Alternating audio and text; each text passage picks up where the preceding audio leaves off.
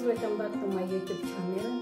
Kanina galing ako sa siyudad at nagtingin-tingin ng mga damit na nag-sale kasi may sale na sila ngayon.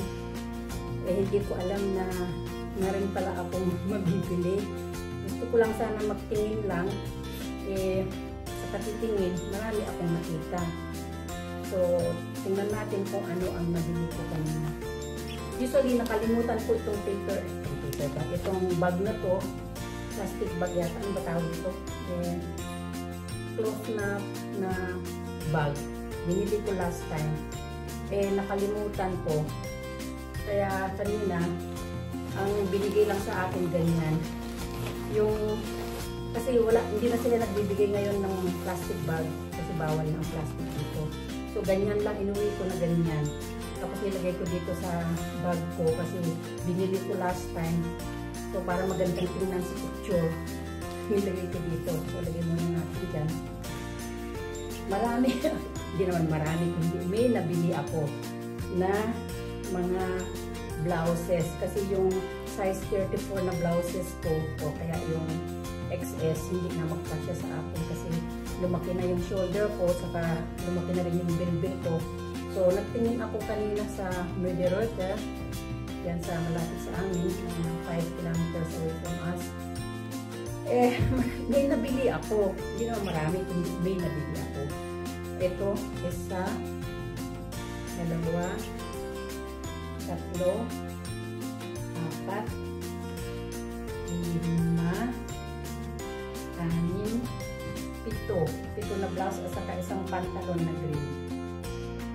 Ang pantalon na green na to, matagal na rin ako nagtitingin ng green na pang suot ba? Maalala nyo yung nakabili ako ng green na sneakers dahil binigyan ako ng anak ko ng Michael Kors na bag. Tapos binilhan ko siya ng sneakers. Nagtitingin din ako ng mga ibang green na sapatos, kaya lang hanggang ngayon hindi pa ako nakakita na kagaya nito. Ito yung sneakers ko na binili ko para dito sa bag na to. Nilabas ko lang para makita nyo. So, para magamit ko na ito, bumili ako ng green na pantalon. Ayan siya. Usually, ang size ko sa pantalon is 36. Nagsukat ako kanina. Hindi kasya yung 36, masikip. Siguro pag ganitong, sa jeans kasi 36 lang. 36 lang ang size ko sa jeans. Tapos ito, kasi hindi siya jeans, ano lang siya, normal lang siya na tela.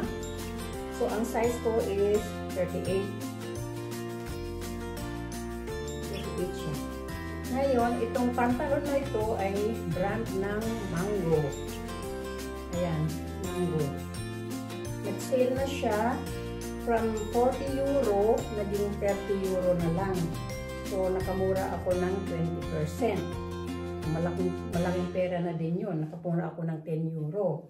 Anyway, nakabili ako ng pantalon para magamit ko na itong bag ko. So, at magamit ko na rin yung sneakers ko. Meron akong green na pantalon. Kaya lang, maganda ang fitting nito kasi ano siya, yung hindi maluwag sa may binti. So, ang price nito is 40 euro, 39.99, naging 29.99 na lang. So, nakamura ako ng 10 euro. So, yan. Tapos, sa blouses naman, kaya ko naman binili ito dahil nakabili ako ng dalawang pantalon sa Zalando last week. Kaya lang, hindi ko na siya in-unbox dahil pantalon lang naman na 4. Tapos, yung dalawa is nauli ko na kahapon. Ito yan yung dalawang pantalon na nabili ko. Saka ito. Kasi naghahanap din ako ng pantalon na jeans naman ito. Jeans. Naghahanap ako ng pantalon na medyo light ang kulay at saka medyo dark din ang kulay. Ang brand nito is, ayan siya. Liujo. Nag-sale na rin siya. Ang bili ko dito is 69.95 yata. Ewan ko na. Nandun sa taas ng resibo Hindi ko na siya in-unbox kasi dadalawa lang. apat lang naman yung sa pantalon lang naman. Nabili na ako mga ibang pantalon. Hindi ko na rin siya in-unbox. Dalawang pantalon na itim. Tapos pabili din ako ng bagong sneakers na itim dahil yung sneakers ko sa India natuklap yung yung sa ilalim. Iniwan ko na lang sa India. Nilagay ko sa basurahan. Sabi ng asawa ko nilagay ko sa basurahan kasi pag iniwan mo lang basta dyan, sabihin nila na pagmutan mo. So nilagay ko na lang sa basurahan. Tapos napabili din ako ng ganitong pantalon. Ang brand niya is Mosh. So ano din sa Zalando din ito. So kaya ko din ito binili. Itong blouse na to para dito. Para match sila, diba? Tapos, ito ang blouse na nabili ko. Brand niya is Vero Moda. Yan yung presyo niya dati. Nag-sale na siya eh. Nag-iba-iba na yung price. Ang price niya dati is $26.99. So, 50%. From $26.99 naging $12.99 na lang. So, isa. Tapos itong blouse na to, binili ko din para dito sa pantalon na to. O, diba match sila? Tapos, ang price nito is $29.99, naging $12.99 na lang. Ang brand niya is Fabione.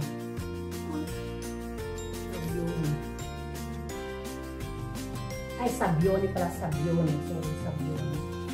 So, from $12.99, from $29.99 naging $12.99 na lang. So, di malaki din ang namura ko doon. Itong blouse na to, bagay din dito. Dito sa pantalon. Kita nyo? Hindi ko na suotin. So, ang price nito ay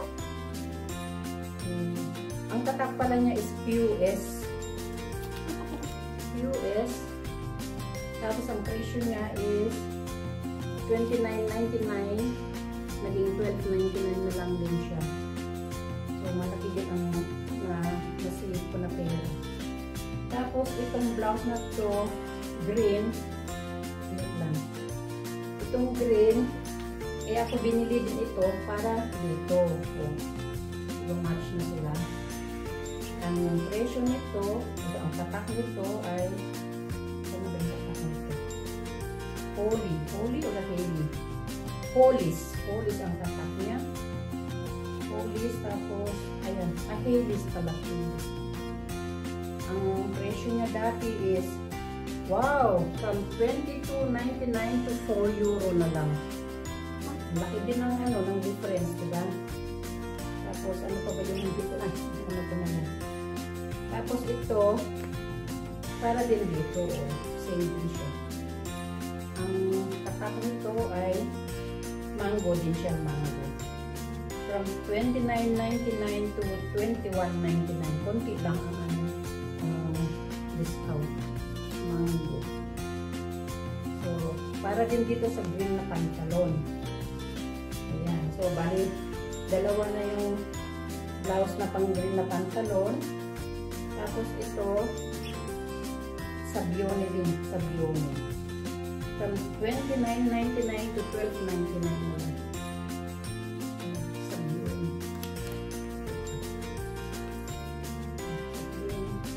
$29.99 to $12.99 na lang siya. Bagay dito sa pantalon na green.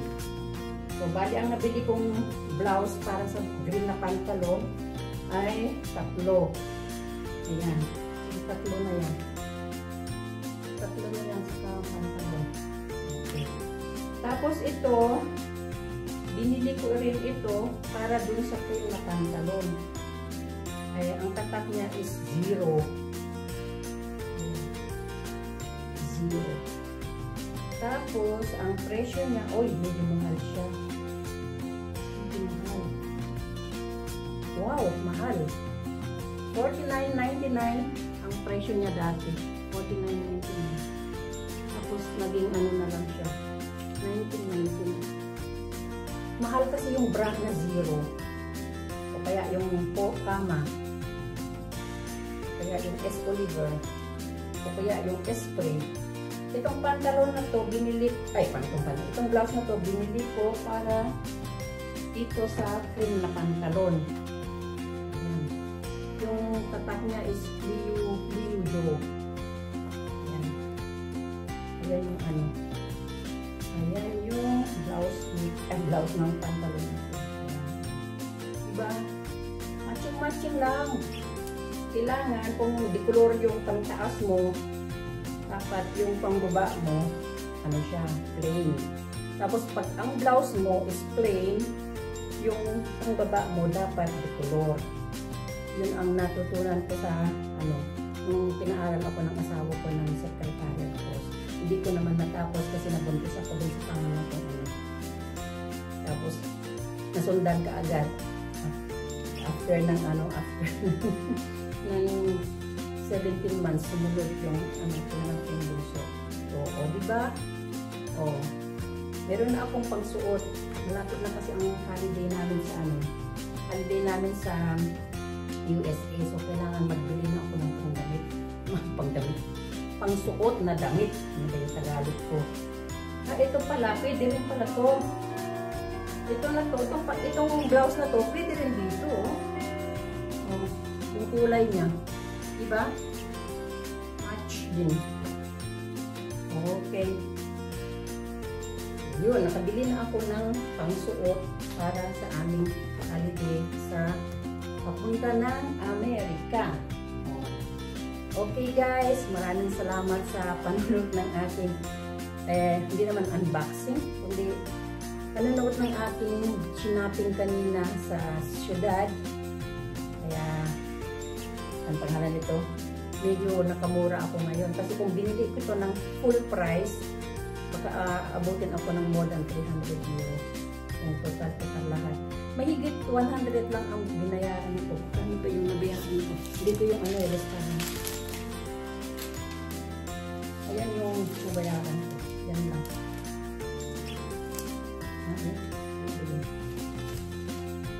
Oo, yan. Yan yung nabayaran. Okay, thank you for watching and thank you sa lahat ng ating mga supporters, sa ating mga viewers, sa ating mga subscribers, at sa ating mga friends dito sa Germany, lalo na kay Chris, maraming salamat. And sa lahat ng aking pamilya sa Pilipinas, hindi na ako mabanggit kung sino. Maraming salamat sa inyo guys, and God bless you all. Bye!